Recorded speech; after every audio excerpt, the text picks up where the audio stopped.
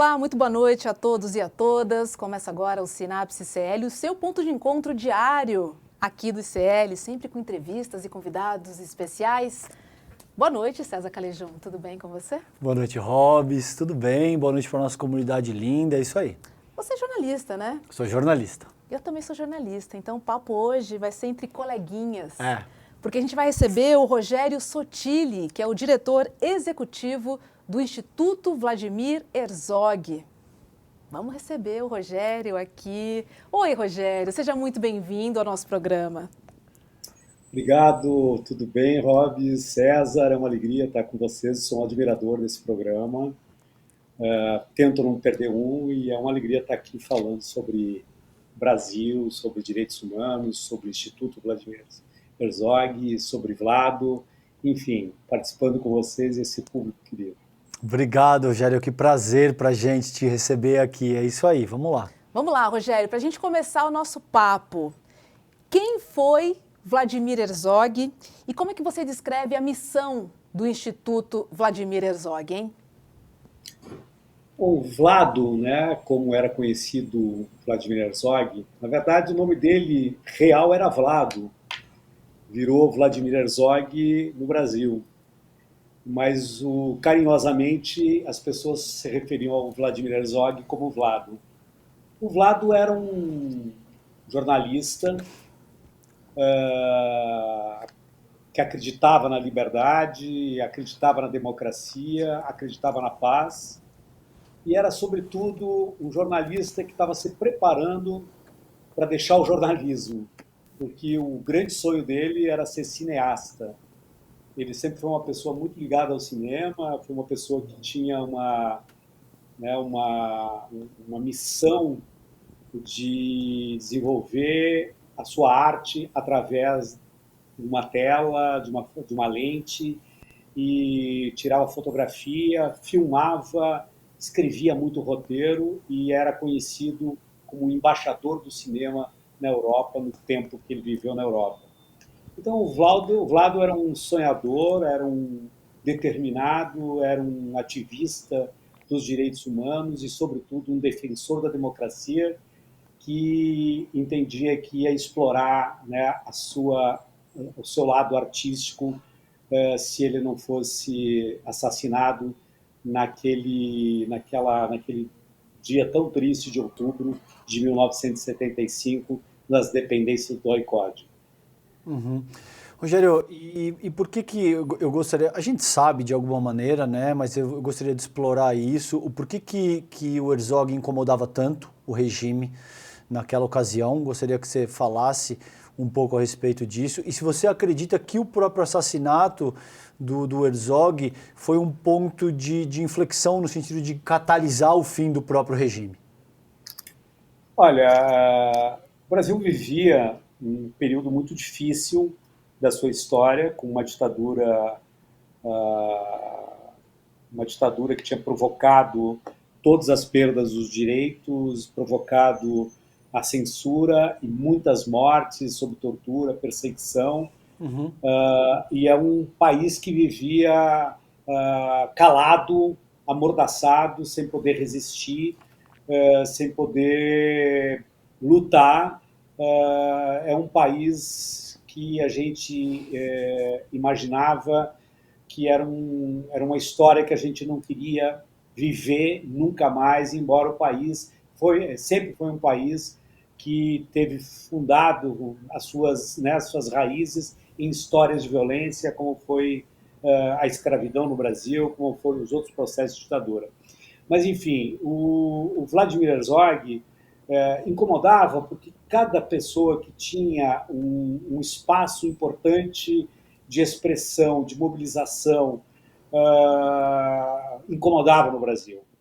Mas, sobretudo, eles tentaram dar um susto no Vlado. Imagino que eles não tinham intenção de matar o Vlado porque sabia que teria uma repercussão, porque o Vladimir Herzog era, naquele período, diretor de jornalismo da TV Cultura, era uma pessoa que já tinha uma trajetória muito grande pelo jornalismo no Brasil e no mundo, ele já tinha trabalhado na BBC de Londres, na revista Visão, no Estadão, enfim. e era uma pessoa que era muito querida. Mas o Vlado, ele tinha sempre um ativismo político, ele era uma pessoa próxima ao Partido Comunista Brasileiro, era uma pessoa próxima de todas as pessoas que eram perseguidas pela ditadura, né, que exploravam a sua arte, seja no cinema, na literatura. Então o Vlado era uma pessoa que era um expoente, né, de tudo aquilo que a ditadura militar tentava apagar, tentava perseguir, tentava abafar.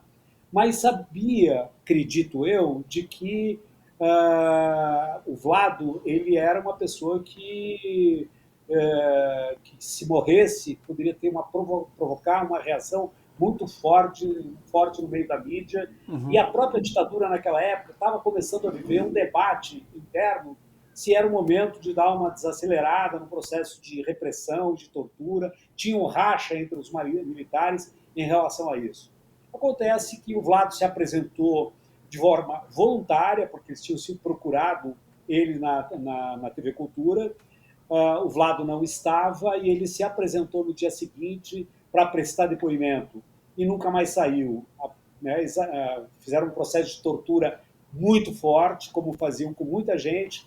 O Vlado provavelmente não era uma pessoa que tinha uma resistência física e de saúde como outras pessoas que resistiram a muito processo de tortura e acabou morrendo sob forte tortura naquele dia, no dia 25 de outubro de 1975. Então, aquilo provocou uma grande comoção. O próprio Sindicato de Jornalistas, sob o comando do Audálio Dantas, na época, chamou uma grande mobilização no sindicato, depois resolveram, né, porque o próprio Dom Paulo Evaristo Arnes resolveu fazer um ato ecumênico no dia 31 de outubro, logo depois da morte do Vlado, para que fizesse um protesto contra a morte do Vladimir Herzog e querendo pôr um fim na ditadura militar. E aquele ato foi muito simbólico, porque participou do ato, era um ato ecumênico, e junto com o Dom Paulo Evaristo Arnes, né, o pastor James Wright, e também o Henry Sobel, né, que era um judeu, que era um rabino extremamente importante, reconhecido em todo o Brasil, e reunia todas as religiões. E por que isso era importante? Porque eles provocaram, na morte do Vlado, sob tortura, dizendo de que o Vlado havia se suicidado, né? Uma foto icônica. Clássica foto, né? Horrível, e uma foto que não tinha a menor possibilidade de ser realidade, né? Porque o Vlado estava de joelhos no chão, com uma cinta no pescoço, evidente que ele morreu sob tortura bárbara, e teve um racha, né, na comunidade judaica, porque todo judeu, né, que se suicida não tinha o direito de ser enterrado onde que a maioria dos judeus eram enterrados. Então, houve o próprio o Henry Sobel, né, participou desse ato, brigou para que o Vlado tivesse um enterro como judeu, né, e que fosse, e não reconhecia o suicídio, né, a versão de suicídio do Vladimir Herzog. E aquele ato foi extremamente importante, César, e aí respondendo um pouco a tua colocação, é que foi o primeiro ato público contra a ditadura militar que reuniu mais de 8.000 pessoas na Praça da Sé. Foi uma afronta à ditadura militar. Aquele ato foi acompanhado pelas forças militares, por, né, espiões, por carros da Polícia Militar, por infiltrados, e aquele ato foi de tanta força que ele é reconhecido no mundo da política como o primeiro ato público contra a ditadura militar, que a partir daí os alicerces da ditadura começaram a ruir e que levou, a partir daí, um processo cada vez maior de enfrentamento e de resistência, né, contra a ditadura militar no Brasil. Você sabe, César, que o Rogério está contando que o Vladimir Herzog foi diretor da TV Cultura, né? E eu me lembro que a redação da TV Cultura se chama Vladimir Herzog. Né? Eu trabalhei lá por alguns anos e tive a felicidade, né, de frequentar aquele espaço, aquele lugar em que eu me formei praticamente. Então, eu sou muito grata ao Vladimir Herzog, entre tantos outros agradecimentos, de estar ali naquele lugar que realmente significa muito, né, para quem defende a liberdade de expressão, a democracia e também os direitos humanos. E, Rogério, aproveitando, né, qual é a função do Instituto Vladimir Herzog no sentido de promover, né, ou de assegurar a liberdade de expressão e também na promoção dos direitos humanos, hein? Olha, Robes, o Instituto ele tem como a sua grande missão defender o legado da vida e da morte do Vladimir Herzog, que é, sobretudo, a defesa da democracia. E nós estamos ainda num processo, o Instituto ano que vem completa 15 anos de existência, mas ele está em pleno processo de adequação sobre a sua missão, e a gente está experimentando várias formas de defender esse legado do Vladimir Herzog. E eu vou te contar o seguinte: quando você fala da TV Cultura, por onde você passou e tem essa lembrança carinhosa e linda do Vlado, né? O Vlado tinha um grande amigo no jornalismo, um amigo de toda a vida, que acompanhou com ele em várias redações, na BBC de Londres, e estava na Cultura também, que é o Fernando Pacheco Jordão. Tá? E o Fernando Pacheco Jordão, depois da morte do Vlado, ele acabou se envolvendo muito no apoio a Clarice Herzog, que tentou fazer de tudo para se conseguisse fazer justiça ao caso Vlado, ao responsabilizar os assassinos de Vladimir Herzog, que a morte do Vlado foi liderada por o brilhante Ustra, que era o grande ídolo do ex-presidente da República, que fez uma homenagem a ele no dia da sua posse, o ex-presidente Bolsonaro. Então, assim, o Fernando Pacheco Jordão, depois dessa luta da Clarice, somado a ele, o Fernando ajudou a criar o Instituto Vladimir Herzog.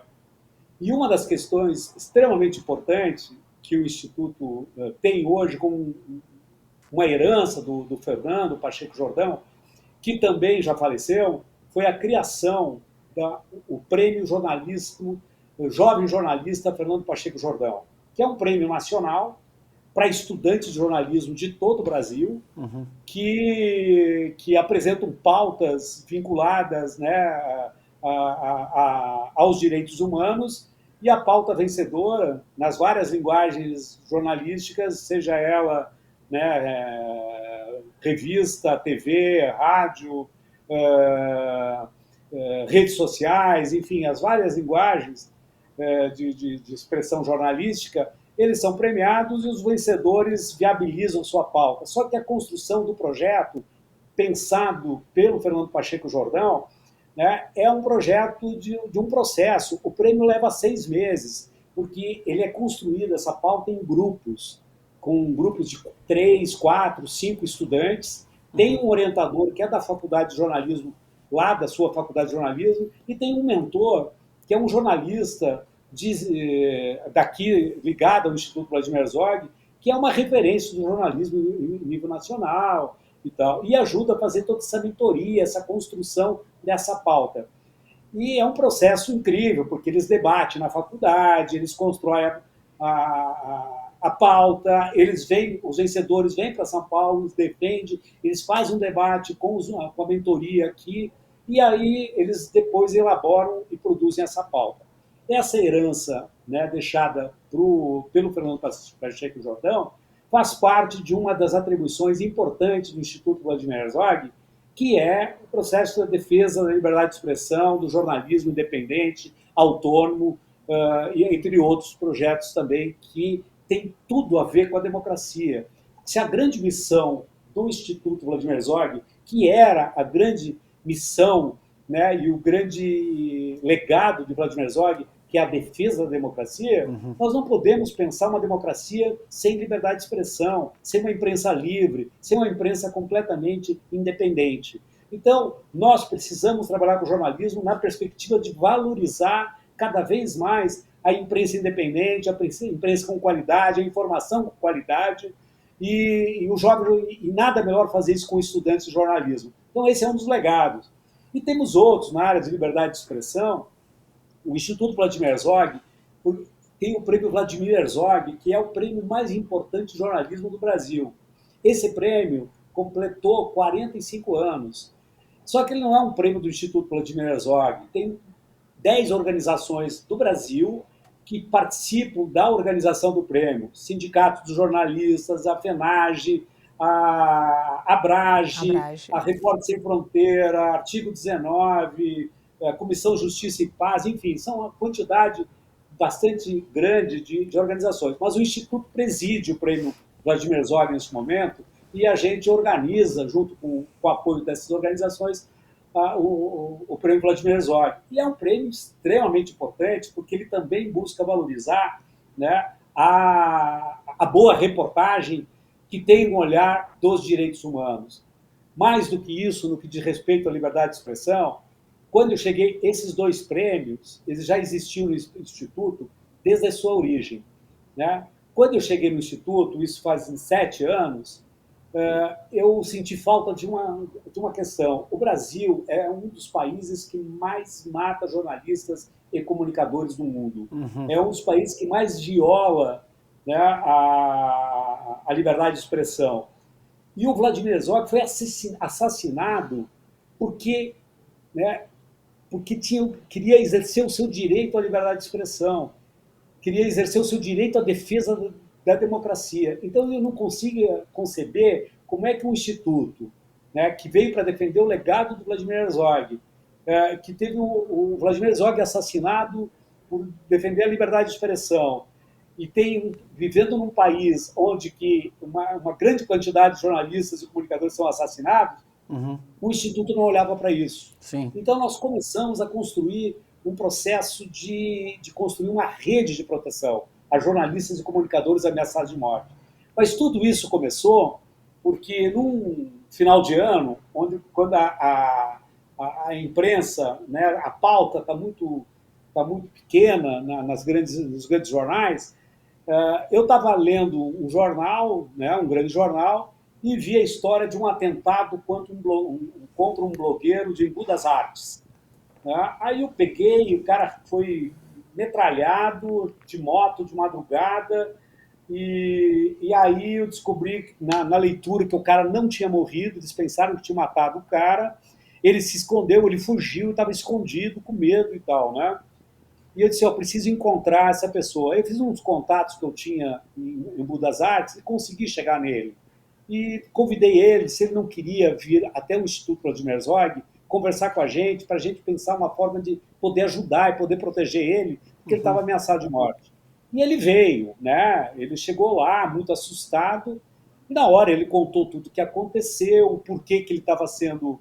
Né? Ele fazia uma denúncia no blog dele contra a gestão do prefeito, né, de corrupção, de desvio, né, nos contratos de saneamento básico, e o presidente da Câmara, que era aliado do prefeito, já tinha ameaçado ele, e ele tinha certeza que tinha envolvimento com os dois. Ele estava com medo, né? E aí a gente conversou e disse, olha, né, a gente pode te ajudar, né? E se ele estava disposto a aceitar ajuda. E na hora eu liguei para um amigo meu, que era do Ministério Público, que ligou para o Ministério Público de Embu das Artes, que já entraram em contato com ele. Nós ligamos para os advogados, eu liguei para a grande imprensa, para o Globo, para a Record, para a TV Gazeta, os contatos que a gente tinha. Eles foram lá para o Instituto, porque a gente entendeu que dar visibilidade era uma forma de proteção. Enfim, a gente fez vários movimentos, né, e ele se sentiu muito acolhido. E não existia nada no Brasil que pudesse acolher as pessoas que estavam ameaçadas. Esse é o nosso papel. Sim. Isso que nós temos que fazer. Então, hoje, nós construímos uma rede de proteção a jornalistas e comunicadores ameaçados de morte. Nós temos nessa rede 120 organizações de todo o Brasil, e ela é interessante porque ela é jornalistas e comunicadores. Sim. Porque tem jornalista que acha que comunicador, que faz a rede social, blogueiro, ou a rádio comunitária não é jornalista porque não tem diploma. Não, a gente entende isso e, geralmente, esses são os mais atingidos porque eles estão lá na Amazônia, ele é ativista de direito ambiental e está sendo sofrendo ameaça de morte. Então, essa é uma outra característica, né, de trabalho que a gente desenvolve no que diz respeito à liberdade de expressão. Rogério, eu quero falar a respeito da ascensão da extrema-direita, eu vou para isso em seguida, mas eu quero aproveitar o teu ensejo para uma outra questão que me é muito cara. Quando a gente fala de democracia, a gente tende a assumir que esse é um valor absoluto, que ou se pratica, ou se aplica, ou não se aplica.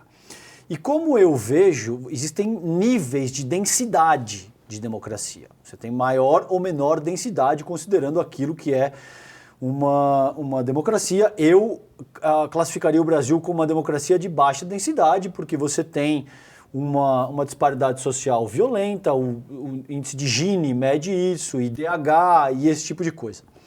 Então, para caracterizar uma democracia de alta densidade, você precisaria considerar fatores que transcendem a liberdade de imprensa, que transcendem direitos civis, liberdades individuais.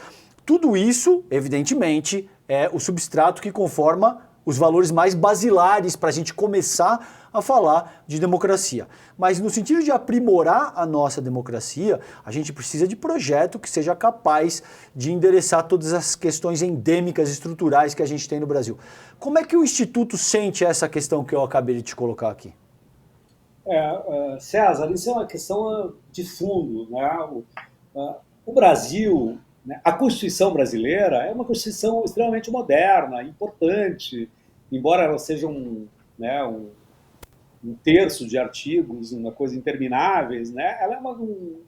Ela é um pacto extremamente importante, feito em 1988, né, liderado por Ulisses Guimarães, que expressava um Brasil que tinha uma necessidade de resolver problemas fundamentais no que diz respeito à democracia e o que diz respeito aos direitos humanos e, sobretudo, uma democracia, uma Constituição que pudesse olhar para as principais necessidades da população brasileira, considerando toda a sua diversidade. Eu acho que é uma Constituição, embora grande demais, moderna e refletia um pouco a preocupação que se pretendia fazer. E o fato é, César e Robes, que o Brasil nunca enfrentou um problema estruturante, crucial da sua história, que eu acho que está por baixo de todo esse problema que nós estamos falando, que reflete nessa democracia de nível baixo que você aponta aqui, que eu concordo plenamente. O Brasil, em toda a sua história, nunca enfrentou o seu passado. Né? O Brasil foi fundado por uma agressão e uma invasão europeia no Brasil, que promoveu um genocídio indígena. E o que a gente tem de justiça e de memória sobre isso é homenagem aos violadores de direitos humanos, aqueles que mataram os indígenas. Uhum. Então, assim, basta ver as autoestradas que nós temos no Brasil, em São Paulo, né? Bandeirantes, Raposo Tavares, Borba Gato... Fernão Dias. Fernão Dias. Então, assim, como é que você... Né, qual é o sinal que você passa para as pessoas e para as gerações futuras sobre isso? Né? Primeiro passo, que tem um esquecimento, vamos deixar para lá. E o outro sinal é o seguinte, pode fazer que um dia você também será anistiado, um dia você vai ficar impune. Esse é o sinal. E nós passamos quase 4 séculos de escravidão da mesma forma, promovendo um massacre, né? E tem as marcas da escravidão nos dias de hoje. E o que nós fizemos em relação a isso? A mesma coisa. Homenageamos os escravocratas, os violadores, os assassinos. E isso aconteceu com as 2 ditaduras, a ditadura de Vargas e a ditadura de 64, a ditadura militar, civil-militar. Da mesma forma, né, foi promovida uma grande impunidade. Essa impunidade, né, é uma sinalização que você pode invadir o Palácio Alvorada, que você pode invadir o Supremo Tribunal Federal, que você pode invadir o Congresso Nacional, que não vai acontecer nada. Né? Então, é isso, é um Brasil da impunidade, é um Brasil que não trabalhou a sua memória, é um Brasil do esquecimento, é um Brasil que carrega as marcas e vive uma cultura de violência. Então, Vladimir Herzog lutou a vida inteira contra a violência. E ele é uma pessoa que já tinha as marcas da violência do seu passado, mas ele, né, o que aconteceu de lá para cá e o que está acontecendo agora é a mesma coisa. Com um acordo com os militares, o próprio governo está com muita cautela em enfrentar questões fundamentais em relação aos militares. Então, assim, o Brasil nunca fez uma justiça de transição, nunca responsabilizou, né, os assassinos, né, os que cometeram crime de lesa humanidade, e isso autoriza para que aconteça novos crimes. Então, nós temos, sim, né, corremos riscos seríssimos de viver novos 8 de janeiro no futuro, se a gente não enfrentar essa questão. Né? E quando eu falo enfrentar... Sim? Pode falar, Rogério, desculpas. Quando eu falo enfrentar essa questão, né, quando eu falo em justiça e transição, eu estou dizendo que a maioria dos militares, Brilhante Ustra, está morto, sabe? A grande maioria dos militares morreu, né? O Urió morreu recentemente, são todos torturadores. Então, assim, a gente não imagina, cada um faz a justiça e transição que é possível fazer. O que nós precisamos fazer é que, assim, a África do Sul, né, ela fez o quê? Ela identificou todas as pessoas que cometeram, né, crimes, que participaram do apartheid. Sim. E identificaram elas e tinha a placa, aqui mora fulano de tal, que é responsável pela morte de tantas e tantas pessoas. Você trabalhou a questão da memória, é uma justiça de transição. E no Brasil, não. Então, assim, eu costumo advogar de que a história está nos oferecendo mais uma oportunidade de enfrentar esse passado. Né? O que aconteceu no dia 8 de janeiro, e eu acho que o relatório da senadora Elisiane Gama, né, onde aponta os responsáveis, é um relatório preciosíssimo, da primeira qualidade, de uma mulher, de uma relatora corajosa, ela aponta isso.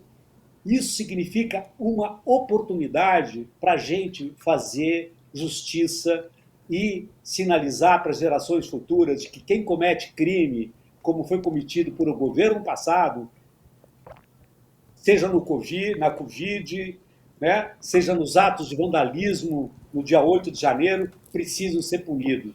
E os generais que comandaram aquelas tropas, que pactuaram, que participaram de forma direta ou indireta, devem ser responsabilizados para isso ser o exemplo que nós precisamos para o Brasil, para as gerações futuras. Com certeza.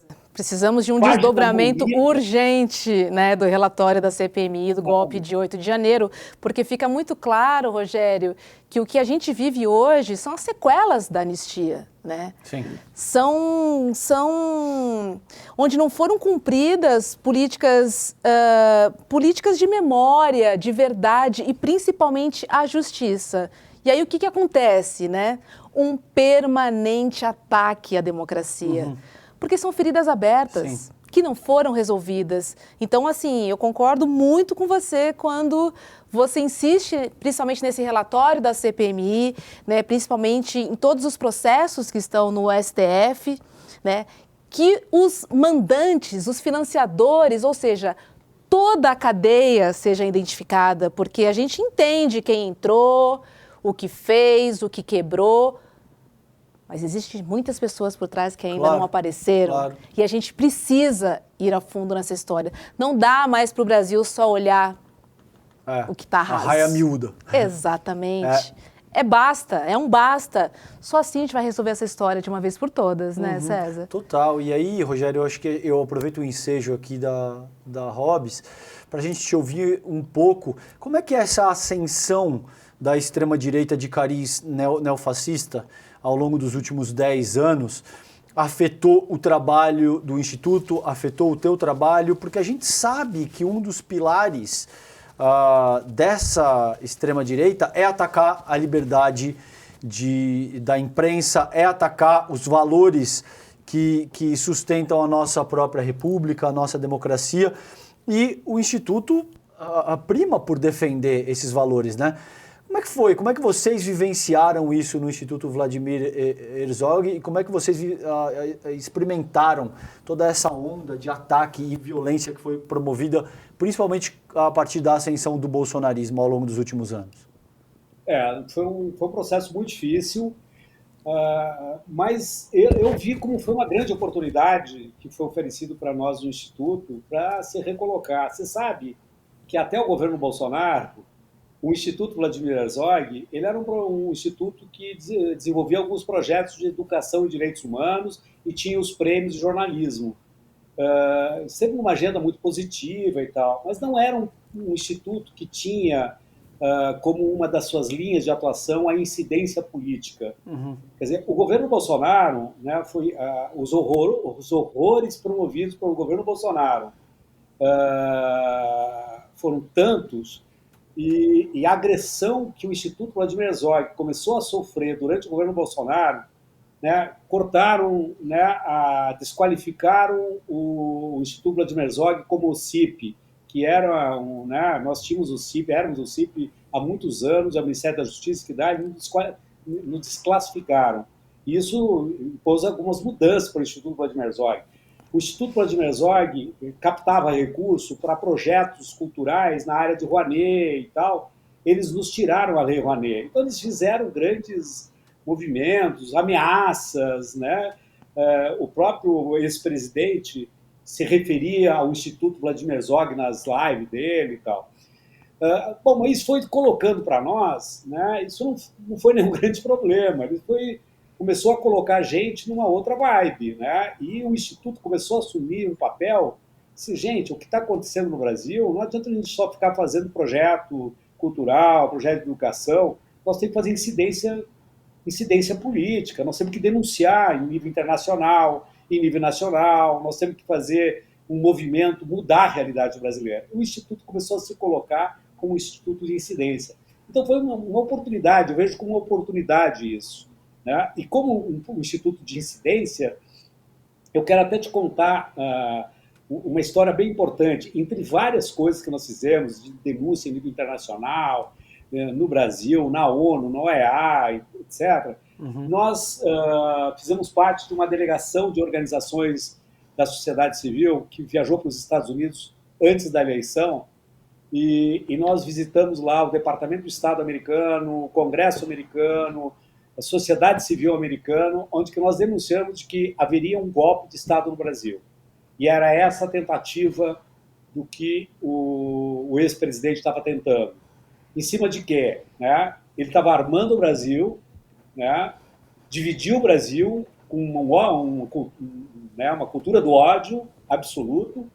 Ele começou a questionar o sistema eleitoral mais moderno do mundo, e confiável. Exatamente. E que ele não iria reconhecer o resultado eleitoral, né? E que ia até botar as tropas nas ruas. Ele falou isso no dia 7 de setembro. Sim. Né? Quer dizer, que ia ter um golpe. Sim. Então, o que a gente resolveu? Vamos para os Estados Unidos, vamos se antecipar, dizer que eles estão dizendo isso. E foi um negócio maravilhoso, porque nós ficamos lá quase 10 dias. Para você ter uma ideia, né, nós fizemos uma reunião com o Departamento do Estado, que era em off a conversa, não era para falar para a imprensa, e nem o resultado, nem que ia ter. E nós cumprimos isso. Né? Quando terminou a reunião, tinha o alto, né, os altos comandos lá do Departamento de Estado, né, tinha umas 10 pessoas do Departamento de Estado nos ouvindo, uma reunião que durou aproximadamente 2 horas, não foi pouca coisa. E aí, nessa reunião, o próprio Departamento de Estado disse: nós levaremos essas informações, né, que vocês nos trouxeram aqui hoje para o presidente, né, e já antecipo a vocês de que, né, os Estados Unidos não irá pactuar com qualquer ato aventureiro golpista, né, no Brasil, que nós reconhecemos o sistema eleitoral brasileiro como um exemplo de sistema eleitoral no mundo. E aí a gente saiu, a imprensa perguntou, a gente falou não, né, foi uma conversa, e não falou nada. Em seguida, nós fomos surpreendidos pela imprensa americana que o Departamento de Estado soltou uma nota oficial. Né? No dia seguinte, o ministro da Guerra americano mandou um recado para os militares brasileiros, dizendo a mesma coisa. Então, isso foi muito importante essa incidência política. Uhum. E entre essas conversas, né, nós estivemos com o deputado Raskin, James Raskin, que era o presidente da CPI da invasão do Capitólio.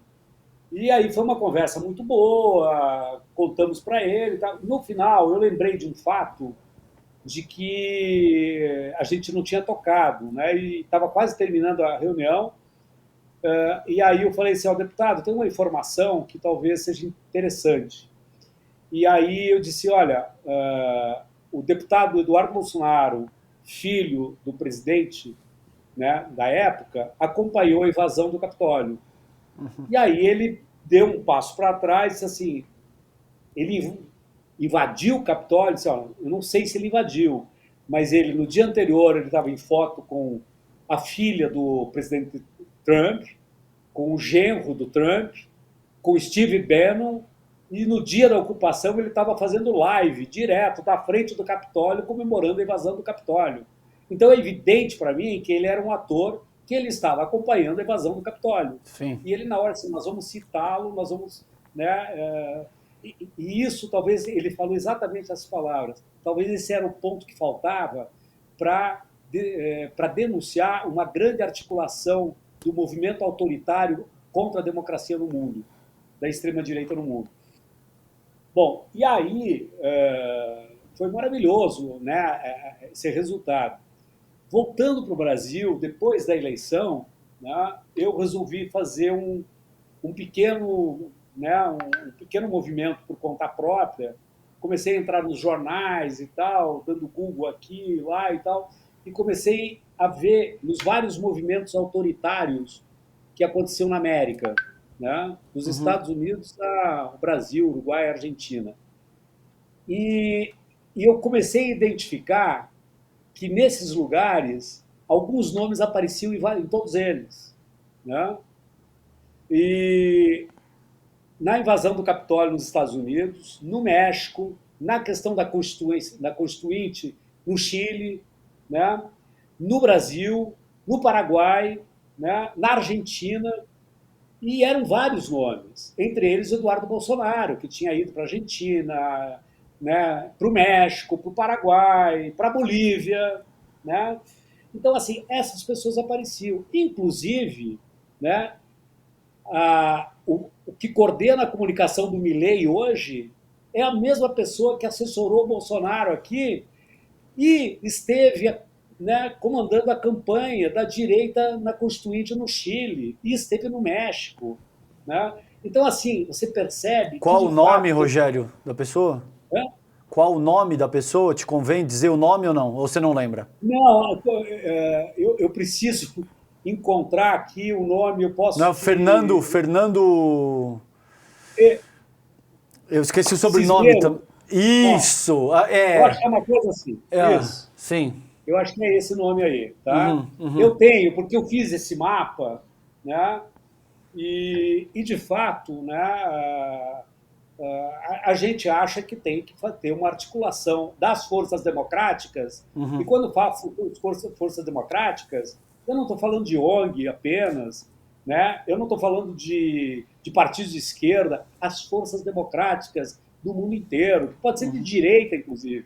Né? A democracia comporta as mais diferentes forças, né, de expressão política. Né?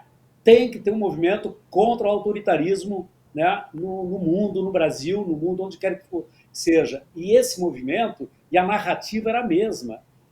Pode acreditar, se o Milei perder as eleições, ele já está dizendo em fraude no primeiro turno, sabe? A narrativa é a mesma. Né? Ela Então, se eu acho replica. Exatamente. Né? Rogério, eu queria voltar a falar um pouco dos jornalistas, que acho que é um tema muito caro aqui também para todos nós. Eu estava lendo uma pesquisa, me preparando aqui para a nossa entrevista, dizendo que no ano de 2022, 44 jornalistas foram assassinados na América Latina e no Caribe. Tá. E 2 dados me chamaram a atenção nessa reportagem. Primeiro, dizendo que os assassinatos não aconteciam durante o trabalho, ou seja, os jornalistas eram surpreendidos de férias ou passeando, enfim, fora do ambiente de trabalho. Tá. Esse foi o primeiro dado que me assustou. E o segundo que eu queria muito entender com você, Rogério, é quais são os principais motivos que levam aos assassinatos dos jornalistas? São matérias investigativas, denúncias? Onde é que você vê o maior índice de assassinato de jornalistas? Em quais editorias, em quais assuntos, quais temas? Olha, Robs, isso é muito diverso, né? Não tem por exemplo, né? Tem um outro crime impune que deve estar completando uns 15 anos ou mais, né? É de um radialista de Goiânia, né? Que foi assassinado pelo presidente do Esporte Clube Goiás, porque o cara, né, fazia muita crítica ao Esporte Clube Goiás e falava de denúncias de corrupção no Goiás. E o cara mandou matar ele e tal. Então, assim, agora, todas as violências, seja elas, né, que tentam matar, como assédio judicial, né, elas se dão, né, por um processo de denúncia. Né? Mas, por trás disso, porque uma coisa é você viver a violência, né, numa situação de guerra, né? A outra coisa é como esses países, né, da América Latina têm dificuldade de conviver com a crítica, têm dificuldade de viver com a opinião, com a diferença, e não consegue conceber, né, a imprensa, a liberdade de expressão como um instrumento extremamente importante, né, da democracia no mundo. E o que é mais grave, Robs, né, você sabe que como é difícil você envolver os grandes meios de comunicação, né, na denúncia contra a violência contra os jornalistas.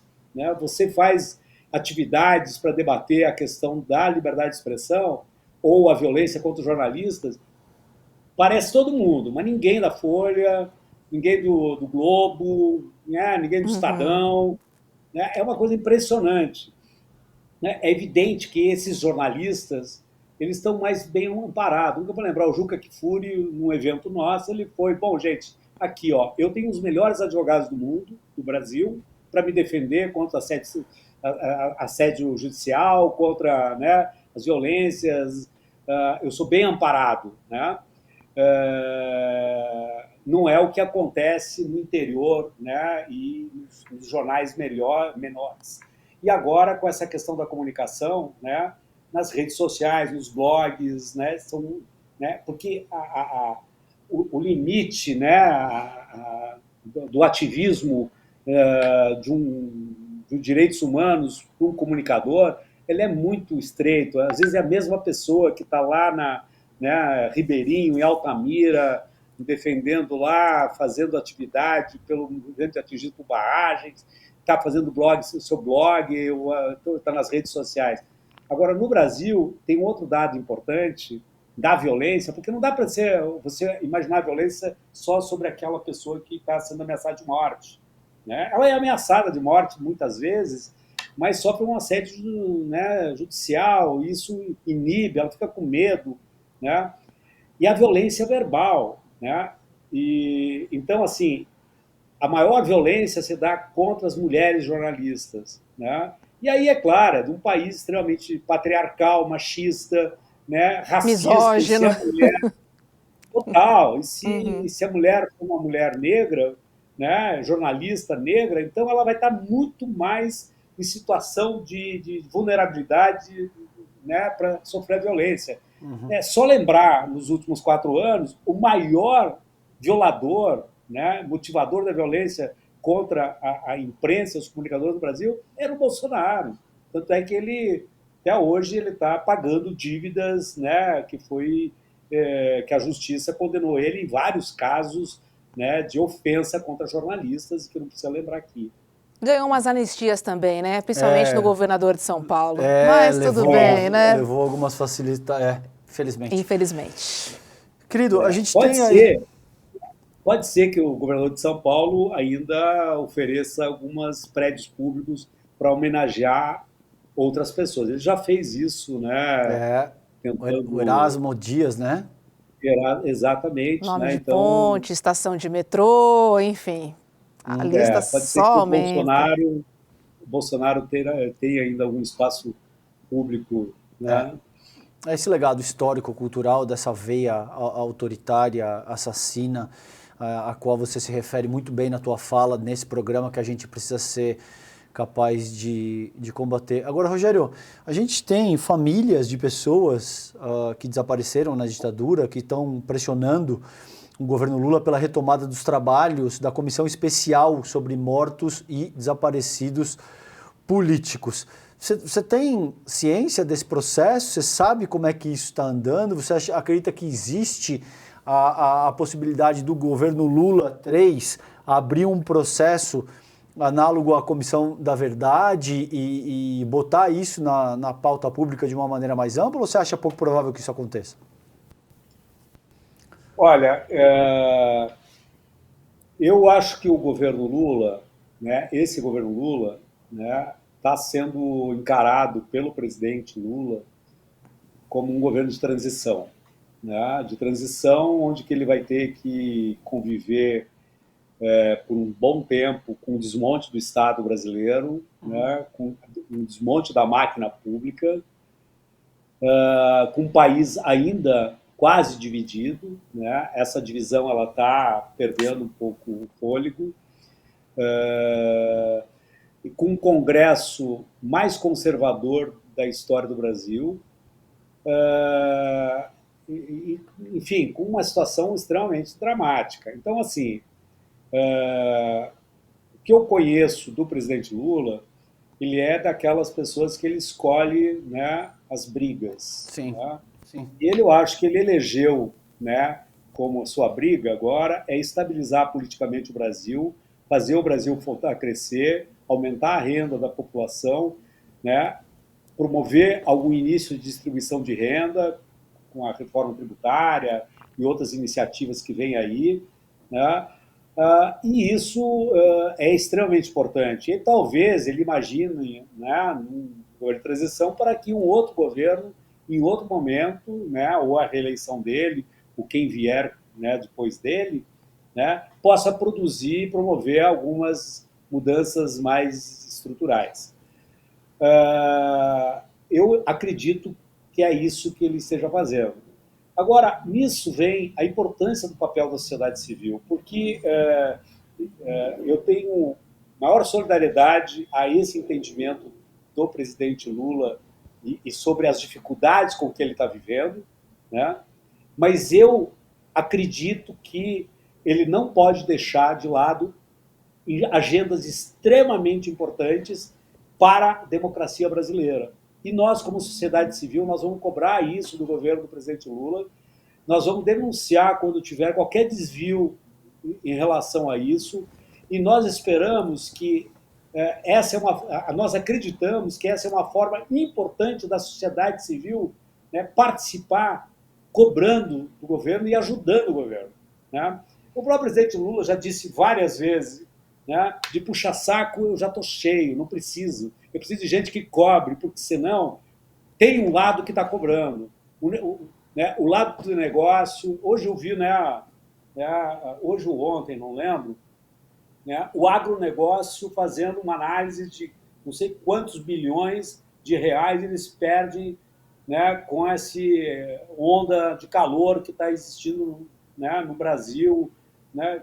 Bom, mas o agronegócio, eu quero ver ele também, né, discutir, né, o aquecimento global, né, o efeito estufa, né, a questão do gado, a questão da... Então, assim,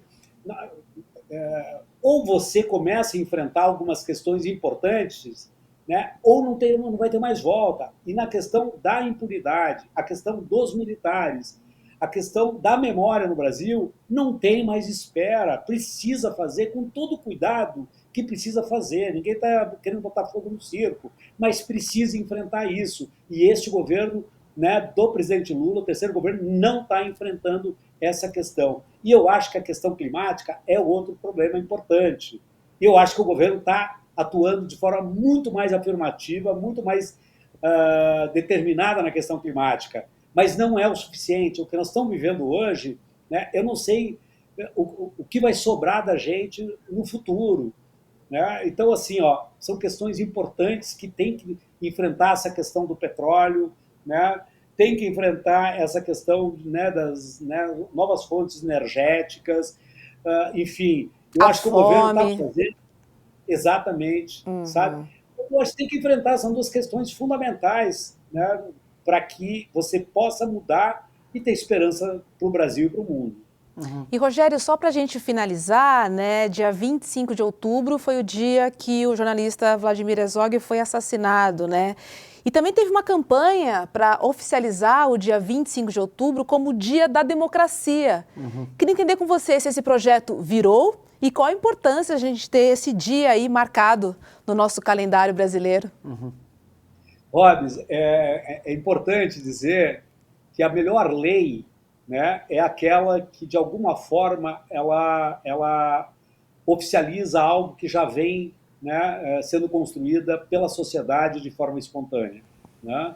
Então, dia 25 de outubro já começa a ser reconhecido, né, pela sociedade brasileira como o Dia da Democracia, em homenagem ao Vladimir Herzog e a todos aqueles que morreram e lutaram em defesa da democracia.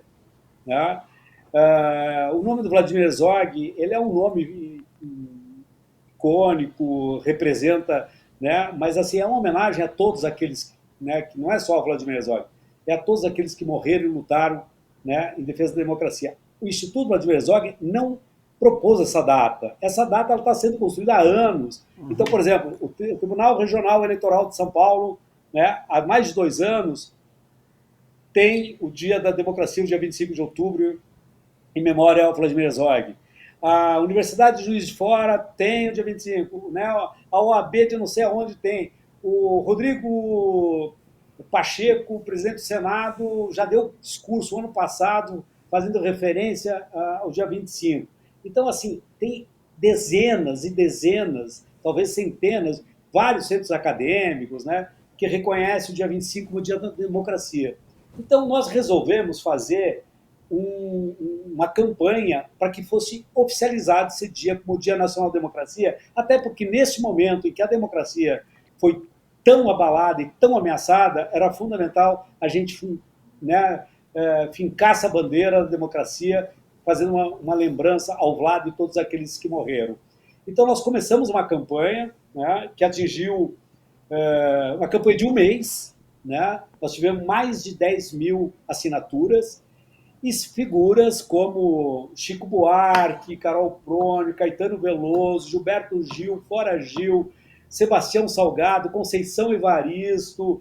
Então, assim, mais de 10 mil pessoas, né, que assinaram essa campanha e mais de 200 organizações de todo o Brasil, como a ABI, né, como a FENAGE, como o Sindicato de Jornalistas, como o Movimento Sem Terra, o Movimento Atingido por Barragem, enfim, mais de 200 organizações assinaram isso.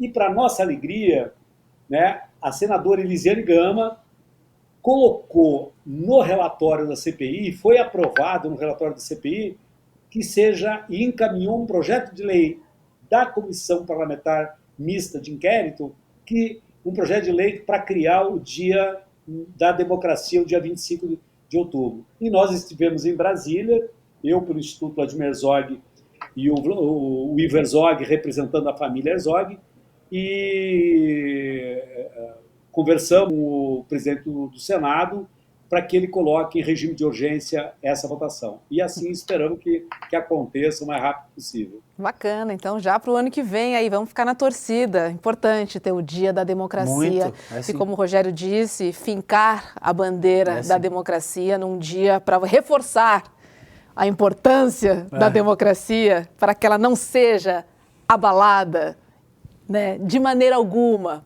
por ninguém, embora o nosso passado precisa ser resolvido urgentemente, né? A gente precisa tirar debaixo do tapete para que não exista mais essa ameaça que vive pairando, né, por aí, né, Rogério?